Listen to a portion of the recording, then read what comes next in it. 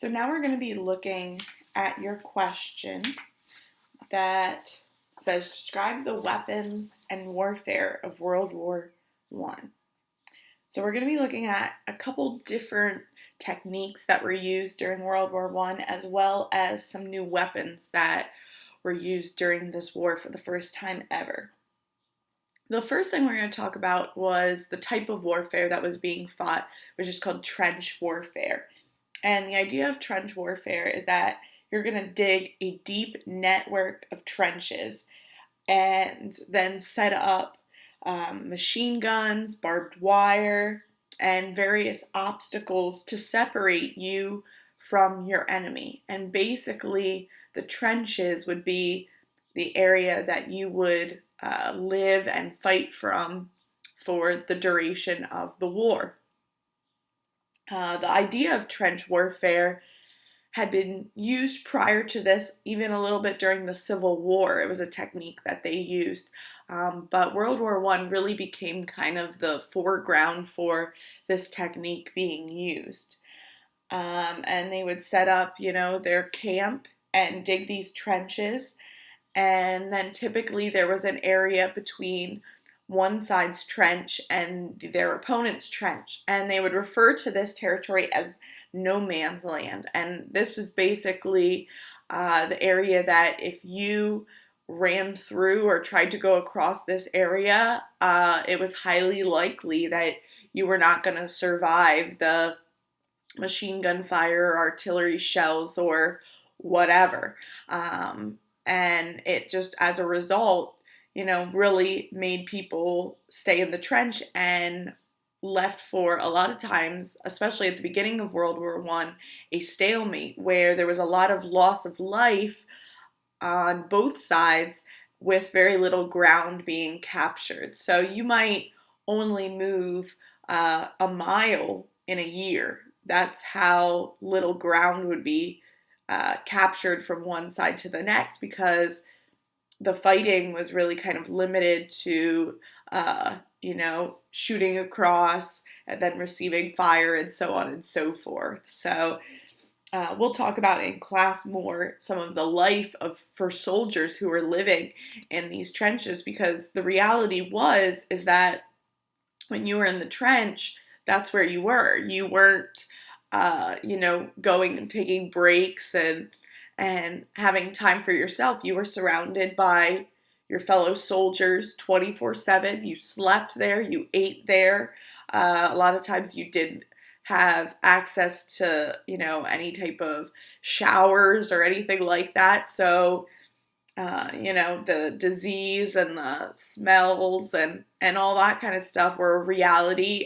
When you would have fallen soldiers, sometimes they would be left in the trenches for a while, so that didn't help either with the smells and the conditions. But we'll talk about that in depth a little bit more in class. But trench warfare is kind of the reality of the situation of World War I and the type of warfare that they're using. The second weapon that was commonly used during this time is what we would call artillery fire. And these were almost kind of like giant guns that would launch these big shells, powerful long-range shells that would explode upon impact. And it was one of the reasons that the trenches were a lot of times built, is because it would be cover from these shells that would be coming across and exploding. One of the conditions that soldiers faced a lot of times as a result of this type of fire being shot all the time and being exposed to it was what they called shell shock. And we'll talk about that. I'll show you a video clip in class of that. But artillery fire is one of the things that, and I'm sure you've seen that in the movies, where, these big explosions happen because they shoot this giant, kind of bomb that explodes. Those are a lot of times artillery fire that's being shot. The next one is poison gas. They were starting to use toxic gas. It was called mustard gas. And what it would do is it would cause vomiting, blindness, and even suffocation in order to kind of disorient the soldiers and allow for the opponent to break through their lines and get to their side. Both sides of the war were using the gas, and so as a result, many armies developed these gas masks, which were kind of rudimentary at the time, but they served their purpose, and the goal was basically to protect the soldiers. So if there was poison gas being thrown, they were kind of immune from that attack. And so the gas masks kind of became their, relief from the gas, because the gas was very bad and you would get disoriented, and especially in a trench where it's narrow, you were more or less kind of a sitting duck at that point if gas was thrown into the trench and you were not prepared. So as a result, they have the masks. Another weapon they used were armored tanks. Now, as you can see, these are very basic for, the time period. They were very slow and broke down a lot, but their purpose was to go across the trenches and to crush down the barbed wire fencing that was a lot of times put up. And the tanks would eventually kind of replace the cavalry, the horses that were used to go across enemy lines. So the tank was kind of the future version of that, and even today that's the case. But armored tanks, someone would be in there driving and kind of pushing it across, and it would have the little conveyor belt, wheels to transport it, but it was slow and very kind of old technology, but it served its purpose during that time.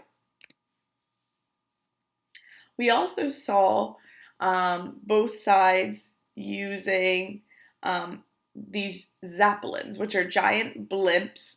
They were more commonly used by the Germans because, as we talked about before when we had our trivia with the Hindenburg, Germany developed this technology. So a lot of times it was more so common for them to use it, and they would drop bombs using this technology, basically kind of float over enemy lines and drop these bombs, or they could go into cities and drop bombs. It was, a useful technology of the time, even though it was also very slow moving as well. And the final technology that was used during this time was airplanes. Now, these are the single-seater airplanes a lot of times, and they were initially just used as kind of scouts that would go over enemy territory and kind of see what was happening, and then report back to their side. But then what the Allies did, which would, be the members of the Triple Entente, is they started to equip them with machine guns, and they actually kind of set up a cool system. If you look at the picture there on the left, you can kind of see, if you look right above the propeller at the top, you can see there's that little spot there that's showing that would be the tip of the machine gun. And what they would do is they would rig it so that when the propeller would be moving, the bullets would only shoot through when the propeller wasn't there. It was kind of smart technology for the time period. And they used the planes to start to attack the Zeppelins that were flying, and they would also use them sometimes to drop bombs. But most commonly what would happen is they would be fighting other pilots in what they would call dog fights, which were very dangerous because if you think about it, flying an airplane was a relatively new skill. It was something that was still kind of up and coming. So you would train these pilots and send them up in the air, and they would be, flying around doing tricks and flipping upside down this way, that way, and shooting at each other. And as a result, the life expectancy for many pilots during World War I was only about 2 weeks. So I don't know how many of you would sign up for a job that it was almost inevitable that you were probably not going to make it out of the war. That was kind of the reality within this case. So those are some of the new weapons and warfare that were used during this time period.